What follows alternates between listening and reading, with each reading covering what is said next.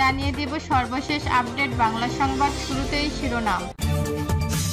লন্ডনে তারেক রহমানের সাথে ডক্টর ইউনূসের বৈঠকের গোপন তথ্য ফাঁস। আগামী মাসেই দেশে ফিরছেন শেখ হাসিনা। এবং সর্বশেষ দেখবেন, দীর্ঘদিন আত্মগোপনে থেকেও শেষ রক্ষা হলো না। নিষিদ্ধ রাজনৈতিক দল আওয়ামী লীগের বামহাত হাসান মাহমুদের তার ব্যক্তিগত বাংলোবাড়ির কার্যালয় ছিল নীরব এক সন্ধ্যার আড্ডাখানা। উঠতি বয়সী তরুণীদের করতেন শারীরিক ও মানসিক নির্যাতন। এতক্ষণ শুনছিলেন সংবাদ শিরোনাম, এখন থাকছে বিস্তারিত। হাসান মাহমুদ শুধু ঘুষ দুর্নীতির ক্ষেত্রেই নয়, নারী কেলেঙ্কারির দিক থেকেও ছিলেন এক আলোচিত বিতর্কিত নাম। তার ব্যক্তিগত বাংলোবাড়ি কার্যালয় ছিল এক ধরনের নীরব এক সন্ধ্যার আড্ডাখানা, যেখানে উঠতি বয়সী তরুণী, সুন্দরী, চাকরিপ্রার্থী নারী কিংবা রাজনৈতিক পৃষ্ঠপোষকতা প্রার্থনা করা নারীদের ডেকে পাঠানো হতো। অভিযোগ রয়েছে, এসব নারীদের চাকরি, সরকারি কন্ট্রাক্ট, পদোন্নতি বা ক্ষমতা রক্ষা কবজের আশ্বাস দিয়ে তাদের সঙ্গে কুকর্মে লিপ্ত হতেন তিনি। হাসান মাহমুদের বিরুদ্ধে রয়েছে গুরুতর অভিযোগ, যেখানে তিনি ক্ষমতার অপব্যবহার করে নারীদের চাকরি বা সরকারি পদ পাইয়ে দেওয়ার নামে খারাপ প্রস্তাব দিয়ে তাদের শিকার করতেন। চাকরি প্রার্থী তরুণী ও বিপর্যস্ত নারীদের সামনে তিনি বা তার ঘনিষ্ঠজনরা নানা প্রলোভন ছাড়াতেন, চাকরি, প্রমোশন কিংবা সরকারি প্রকল্পে সুযোগ দেওয়ার আশ্বাস দিয়ে। তবে বাস্তবে এসব প্রস্তাব ছিল এক ধরনের ফাঁদ, যেখানে অনেকেই শারীরিক ও মানসিক হয়রানির শিকার হয়েছেন।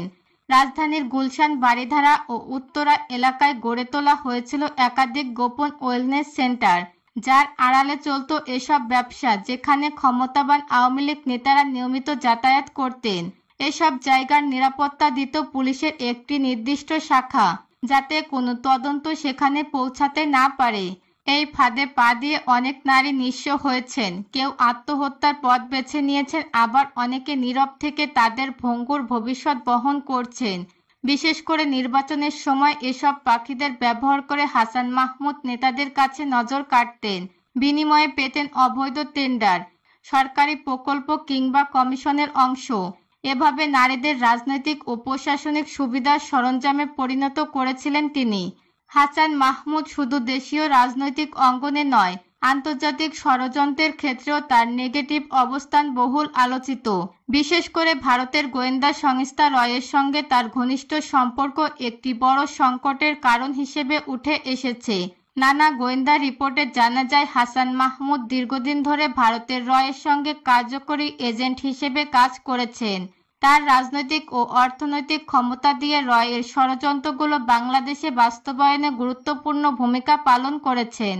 পাকিস্তান ও ভারতের বিরোধিতার মাঝে বাংলাদেশকে এক ধরনের ভিন্ন পথে পরিচালিত করতে রয়ের পরিকল্পনায় তিনি ছিলেন মুখ্য সহায়ক। দেশের সংবিধান এবং সার্বভৌমত্বের বিপরীতে তিনি বিভিন্ন গোপন অপকর্মে জড়িয়ে পড়েন। হাসান মাহমুদের বাড়ি অফিসে বেশ কয়েকবার অনির্দিষ্ট পরিমাণে বিদেশি ডকুমেন্ট ও যোগাযোগের প্রমাণ মিলেছে, যা ভারতের রয়ের সঙ্গে অবৈধ যোগাযোগের বিষয়টি প্রমাণ করে। তিনি দেশের গুরুত্বপূর্ণ তথ্য ও নিরাপত্তা বিষয়ক তথ্য বিদেশি গোয়েন্দা সংস্থার হাতে তুলে দিয়েছেন বলে গোয়েন্দা সংস্থা সন্দেহ করে। পিলখানা হত্যাকাণ্ডের সময় তার মদদ আর নির্দেশনা সরাসরি ভারতের রয়ের সঙ্গে সমন্বিত ছিল, যার মাধ্যমে দেশের সামরিক স্থিতিশীলতা বিঘ্নিত করা হয়েছিল। এই হত্যাকাণ্ডের পিছনে হাসান মাহমুদের নাম গভীর ষড়যন্ত্রকারীর মতো উঠে আসে, যেখানে রয়ের পরিকল্পনা অনুযায়ী বিক্ষোভ, সহিংসতা ও বিভাজন সৃষ্টি করা হয়েছিল। অন্যদিকে রাজনৈতিক অস্থিতিশীলতা এবং অর্থনৈতিক দুর্বলতা সৃষ্টির মাধ্যমে তিনি দেশে অস্থিতিশীলতা বৃদ্ধি করতেন, যা রয়ের দীর্ঘমেয়াদী লক্ষ্য পূরণের সহায়ক ছিল। এসব কারণে হাসান মাহমুদ দেশের বিরুদ্ধে একান্ত শত্রুর মতো কাজ করেছিলেন এবং দেশের নিরাপত্তাকে মারাত্মক হুমকির মুখে ফেলেছিলেন। সরকারি তদন্ত ও গোয়েন্দা সংস্থার তথ্য মতে, হাসান মাহমুদের সঙ্গে রয়ের সম্পৃক্ততার বিষয়টি এখন একটি বড় জাতীয় নিরাপত্তার সংকট হিসেবে দেখা দিয়েছে। তার বিরুদ্ধে আন্তর্জাতিক ষড়যন্ত্র ও দেশদ্রোহিতার অভিযোগ আনা হয়েছে। জনগণের করের টাকা, উন্নয়ন প্রকল্পের বাজেট, সরকারি প্রণোদনা সবকিছু থেকেই ভাগ বসানোর গোপন নেটওয়ার্ক গড়ে তুলেছিলেন তথ্যমন্ত্রী হাসান মাহমুদ। দীর্ঘদিন তথ্য ও পরিবেশ মন্ত্রণালয়ের দায়িত্ব পালনকালে তিনি বেশ কিছু লোক দেখানো প্রকল্পের নামে কোটি কোটি টাকা লোপাট করেছিলেন, যেগুলোর বাস্তব অগ্রগতি ছিল প্রায় শূন্য। বিশেষ করে সচেতনামূলক প্রচারণা ও মিডিয়া কন্টেন্ট উন্নয়ন প্রকল্পের নামে 2021 সালে দুনিয়া একটি প্রকল্পের বাজেট ছিল 42 কোটি টাকা।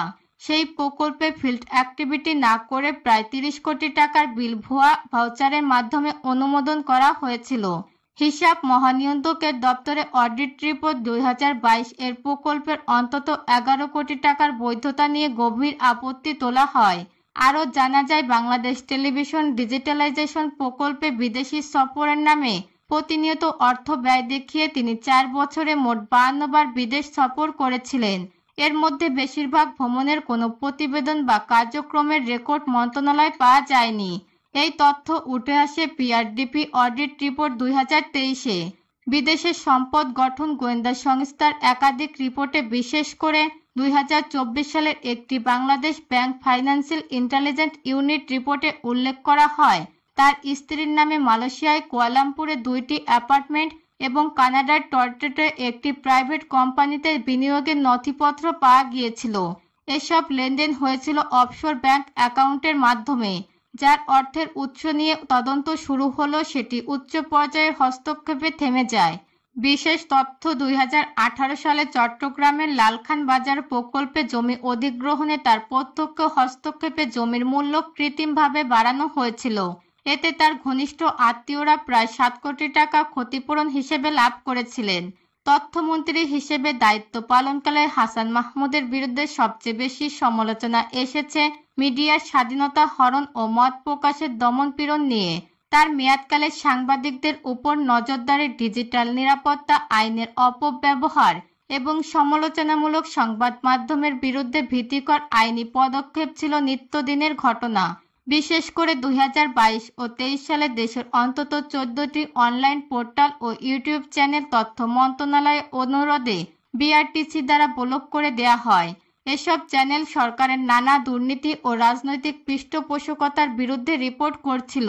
তার অধীনে পিআরডিসি প্রেস ইনফরমেশন ডিপার্টমেন্ট হয়ে উঠেছিল একটি নির্বাচিত প্রচার মাধ্যম নিয়ন্ত্রণের অস্ত্র। বিশেষ বিজ্ঞাপন বরাদ্দ কেবলমাত্র সরকারিপন্থী গণমাধ্যমগুলোকে দেয়া হতো, আর বিরোধী মতের কণ্ঠগুলোকে কাঠগড়ায় দাঁড় করানো হতো। এছাড়া বিদেশি সংবাদ মাধ্যমে দেয়া সাক্ষাৎকার কিংবা সমালোচনামূলক রিপোর্ট নিয়ে হাসান মাহমুদ প্রায়শই কঠোর ও হুমকিমূলক বিবৃতি দিতেন, যেগুলো আন্তর্জাতিক মহলে বাংলাদেশ গণমাধ্যমের স্বাধীনতা নিয়ে গুরুতর উদ্বেগ তৈরি করে। 2023 সালে রিপোর্টার্স উইদাউট বর্ডার্স এর প্রেস ফ্রিডম সূচকে বাংলাদেশের অবস্থান ছিল 163তম।